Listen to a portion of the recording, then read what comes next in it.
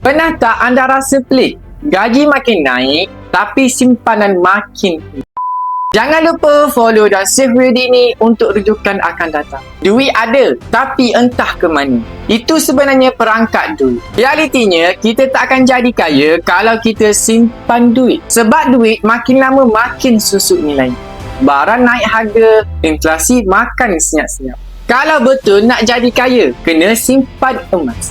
Sebab emas tak boleh dicetak, tak boleh dimanipulasi, nilainya kekal dari dulu sampai sekarang. Emas ni ibarat tabung kebal.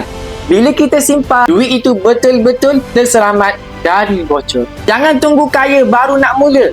Orang kaya kekal kaya sebab mereka simpan emas. Orang biasa macam kita pun boleh jadi kaya kalau kita belajar tabiat yang sama. Pesan mentor kami, Tuan Muhammad Zulkifli Syafi'i. Ingat, duit ajar kita berbelanja.